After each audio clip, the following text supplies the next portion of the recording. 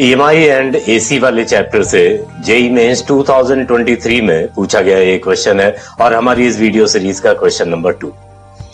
Certain galvanometers have a fixed core made of non magnetic material. The function of this metallic material is. तो ये 4 option है, हमने बताना है कि इनमें से कौन सा ऑप्शन करेक्ट है। तो आपने अगर गैल्वेनोमीटर के बारे में पढ़ा होगा तो आपको जरूर से पता होगा कि एक कॉइल होती है जिसे मैग्नेटिक फील्ड में रखा जाता है और उस कॉइल के साथ अटैच्ड होती है एक नीडल जो कि बाहर स्केल पे रोटेट करती है, जिससे हमें पता लगता है कि कितनी करंट इस सर्किट में फ्लो कर रही है। तो बेसिकली करंट जब फ्लो करती है कॉइल में तो उसके ऊपर एक टॉर्क लगता है, क्योंकि कॉइल मैग्नेटिक फील्ड में रखी हुई है। उस वजह से कॉइल जो है रोटेट करती है और नीडल जो कॉइल के साथ अटैच्ड है वो भी उसके साथ रोटेट करती है। और इसके थ्योरी को अगर देखें तो हमें ये पता चलेगा कि जो डिफ्लेक्शन है that is proportional to the amount of current flowing in the coil. इसी वजह से हम जो है उसकी रीडिंग बता पाते हैं कि कितनी करंट फ्लो कर रही है। तो यहां पर एक कॉन्सेप्ट होता है डेड बीट गैल्वेनोमीटर का, अगर आपने बाई चांस सुना हो डेड बीट गैल्वेनोमीटर। तो ये क्या होता है?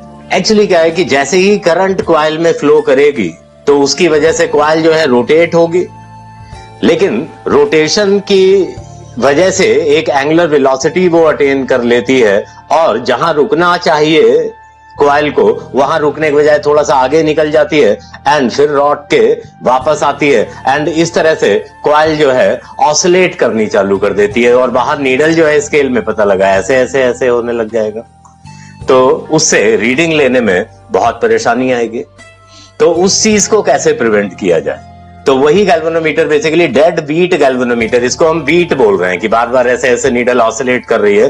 तो डेड बीट मतलब ये बीट ना हो उसमें, कि नीडल जो है ऑसिलेट ना करे, वो आराम से जाके एक जगह रुक जाए। तो ऑब्वियसली देख सकते हैं कि इसमें ऑप्शन डी जो है करेक्ट ऑप्शन है, लेकिन इसके पीछे का कॉन्सेप्ट क्या है ये हमें देखना होगा।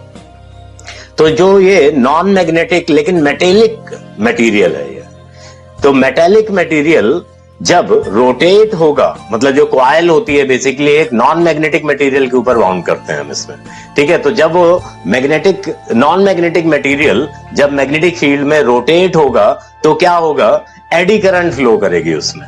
एडी करंट का कॉन्सेप्ट आप लोगों ने पढ़ा होगा, ठीक है, कि कोई बल्क मटेरियल के साथ लिंक्ड अगर मैग्नेटिक फ्लक्स में चेंज आता है तो उस मटेरियल में जो इलेक्ट्रॉन्स हैं बेसिकली वो चलना चालू कर देते हैं, उसकी वजह से करंट चलती है और उस करंट को हम एडी करंट बोलते हैं। Faraday's law of electromagnetic induction के साथ एक लॉ और लिंक्ड है जिसको हम बोलते हैं लेंज लॉ।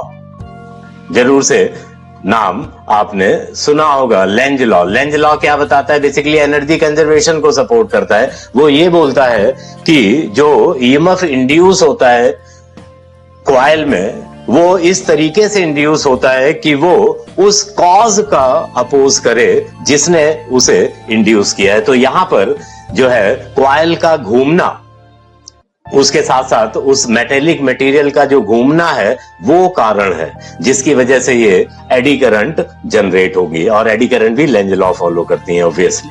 तो लेंज लॉ क्या है कि वो उस मोशन को अपोज करेगी, मतलब कहने का कि जो उसमें जो एडी करंट चलेंगी इस नॉन मैग्नेटिक मेटेलिक मटेरियल में वो उसके रोटेशन को अपोज करेगी और उस वजह से एनर्जी लॉस होगा और कॉइल जो है वो जल्दी से रुकेगी। तो इस कॉन्सेप्ट को बेसिकली हम जो है इलेक्ट्रोमैग्नेटिक डैम्पिंग बोलते हैं। तो इस इलेक्ट्रोमैग्नेटिक डैम्पिंग को यूज करने के लिए हम एक नॉन मैग्नेटिक मेटेलिक मटेरियल का इस्तेमाल करते हैं to make the core of the coil inside the galvanometer। तो जैसे इसमें पहला ऑप्शन दिया to produce large deflecting torque on the coil, नहीं, that is not the purpose to make the magnetic field radial. No, that is not the purpose, क्योंकि radial magnetic field बनाने के लिए हम कुछ और करते हैं। और तीसरा option, to oscillate the coil in magnetic field for longer period. अरे यही तो प्रॉब्लम है हमारी, उसी प्रॉब्लम को तो हमें खत्म करना है। तो डी ऑप्शन हमारा करेक्ट ऑप्शन है और इलेक्ट्रोमैग्नेटिक डैम्पिंग का इसमें इस्तेमाल किया गया है। तो इस वीडियो सीरीज के क्वेश्चन नंबर 3 का लिंक आपको डिस्क्रिप्शन में मिल जाएगा। So keep watching. Thank you very much.